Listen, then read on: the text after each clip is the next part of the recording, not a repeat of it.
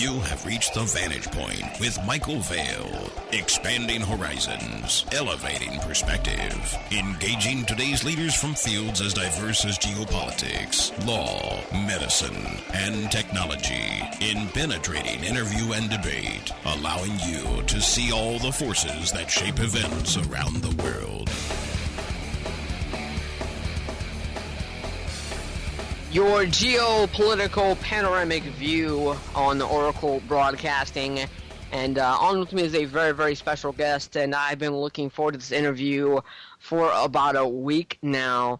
On with me is my very, very special guest, and that is Neil Kramer, and he is a writer, researcher, mystic, modern-day shaman. You can go to his website, thecleaver.blogspot.com. Neil, welcome to the program. Well, thank you very much for having me. It's good to be here, Michael.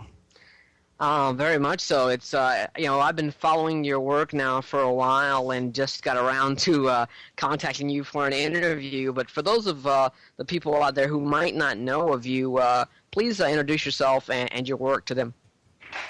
Sure. Well, as you said, I'm a writer, a speaker, researcher at various conferences. You know, you get described as a mystic and a philosopher and all the rest of it. But basically what I'm doing is analysing, as you put it, the sort of geopolitical landscape, introducing what you might call metaphysical themes of consciousness and spirit and multidimensionality and so on.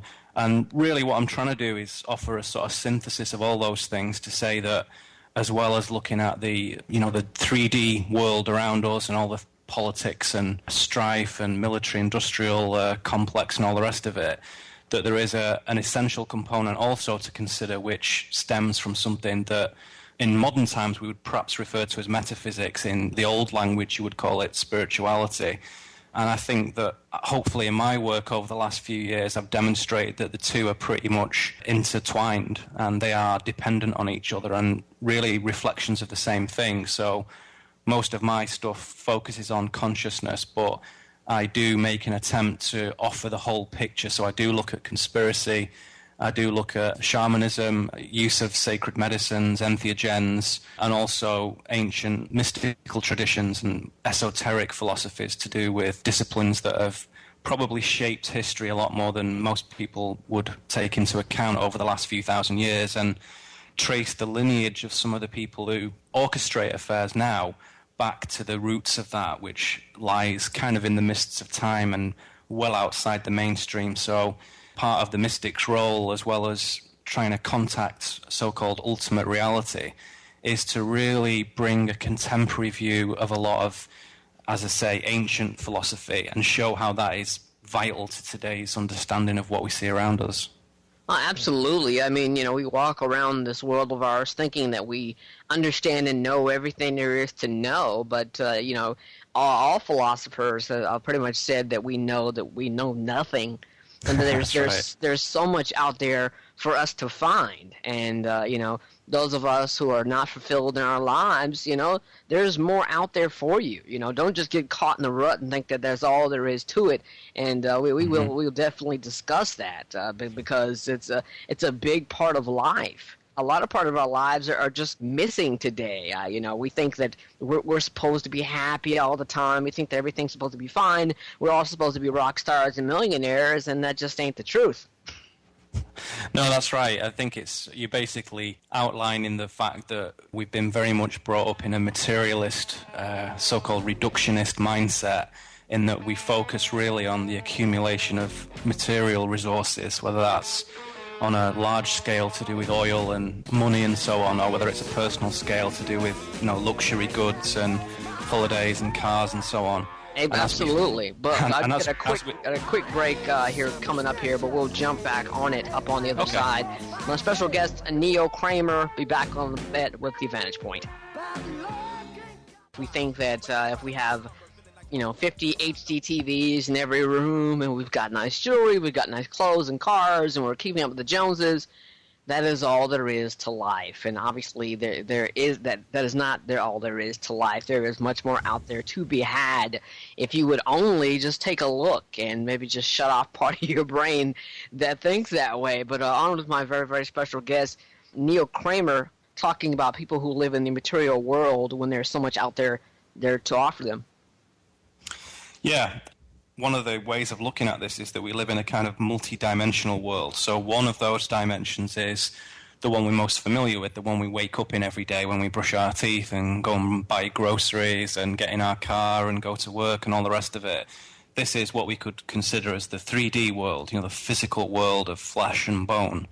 And that is one way of looking at things. And what I do in my work is suggest to people, and perhaps the people who listen to this show will be familiar with these things, but in the mainstream it's quite unusual, in considering that what we're really looking at is different densities of energy. So if you consider that from a scientific perspective, perhaps, everything is energy vibrating, there are different densities and different resonances and different frequencies of that energy. So, the chair that you sat on, the cup that holds your drink, the bed that you lie on, are all made of energy. And we can represent that energy as a frequency. And this spectrum of frequencies, runs from low to high. So, for example, we could say a low-frequency energetic expression is the physical, as I say, the body, the physical world that we can see and touch and smell. When we move to higher frequencies, like thought and mind, that is still energy. It's no less real than the chair that you sit on. It's no less real than anything. It's just a higher form of energy. And we can move to even higher frequencies that move us into what we may consider as a metaphysical realm. So this is the world of the sorcerers and the shamans, the sort of magical realm of dealing with energy at a more direct level. And this was practiced for millennia throughout the world, throughout every continent. The Druids, the Gnostics, and many indigenous shamanic groups looked at this. And even within this schema, we can say that there are kind of light and dark areas. And what we tend to find is that when people start to analyze what's wrong with the world, the first thing they do, of course, is they look at the dark area, they look at the shadow area, and they look at the failing political systems and the government that doesn't really represent us at all. And I think even the most kind of rudimentary studies into this, we soon realize that the government really isn't for the people, the government is for the government, and there's different layers of this, and I go into that in my work, but we can say, if you want to put it a different way, there's two ways of looking at the world. One is as service to others, and one is as service to self. That's one set of terminology. Another set is to be creative and selfless, or destructive and selfish. And all of that here on this earth plane happens within what I call the theatre of polarity. We have these extremes in this world that we live in of bliss and of agony, of wars, of all the problems in Iraq and Palestine and all the wars in Africa that we don't hardly hear about and all the rest of it. These things go on, trouble on the streets, trouble in the homes, and then we get all the wonderful stuff, all the art, the music, the poetry, the real high points of the human spirit. And this is the theatre of polarity, energy bouncing from one end to the other. And we used to call it good and evil, but perhaps slightly more neutral terms, as I say, light and dark. And within this model, it shows us, through felt experience, actually what we do in our lives, that consciousness that flows through us actually impacts the world around us. So consciousness isn't this little thing that springs out of the brain. It's actually something that is a field phenomena, I would say, and we'll come to that later. But this consciousness in our head actually makes a difference around us. It changes everything we do. So this polarity, this experience of being born and living your life and then passing on to another place, that whole thing is a teaching mechanism in one sense. And in this model, there is a natural trajectory for human beings to move through these different frequencies and through these densities. In other words, to shift from lower frequency operation to higher frequency operation, to walk in olden times what you would call a spiritual path, a holy path, a sacred path. And this is what naturally, organically occurs when human beings are left to their own devices. Well, look, so in that case, let me ask you the question. There's a saying that says, "There's no genius without a touch of madness." What's your opinion on mental disorders and whether or not their neural receivers are on a different frequency and they see a reality that we don't see? Yeah, that's a good question. I think that this introduces another interesting concept, fascinating concept of reality tunnels, which was a phrase popularized perhaps by Robert Anton Wilson in the sort of 60s. And a reality tunnel really is a way of looking at the world. But what was suggested then was that this reality tunnel is so distinct from one person to another, so particular to each individual, that if you actually shifted your consciousness into someone else's world, you would be like staggered at how different they perceive things. Even the same stuff that you describe, the room that you're in or the street that you live down, those things are seen in radically different ways. And what we find is that the systems of control that shape and orchestrate events in this world, they have a kind of vested interest in putting forward like a very, very consensus reality tunnel, one that has a defined number of squares, a defined number of pieces that you can move around just like a chessboard. And it says, okay, guys, this is the chessboard that we're playing with, and these are the pieces, and that's it. And you can do whatever you want. You can move those pawns and queens and knights and rooks or whatever. You can do whatever you want with those, but that's it. That is the consensus reality. Coming back to your question, when you encounter somebody who is clearly not operating on that level, who is not dealing with the chessboard, with those pieces in the normal way, we call them geniuses, or we call them schizophrenics, or we call them mad people, or we call them artistic people. And the severity of that label, whether it's a constructive one or a destructive one, so to speak, is dependent on how far outside that mainstream construct they are. So if it's Einstein working on his equations in a little office somewhere, wearing a scruffy old suit with his crazy hair and smoking his pipe, it all looks very charming and very eccentric, and we say, well, he's just a crazy scientist, but he's a genius, that guy. If the same individual with the same frequency is somewhere else and he's trying to work in a post office or he's trying to work in a factory in that same way and has got these huge eccentricities, people would think they're crazy, they would think they're mad. And that's because they're moving outside the mainstream consensus. And we all see that, we all feel it. Well, hang right there. We're going to a quick break. The commercials always interrupt the fun stuff. Stick around for much, much more on The Vantage Point. My special guest, Neil Kramer.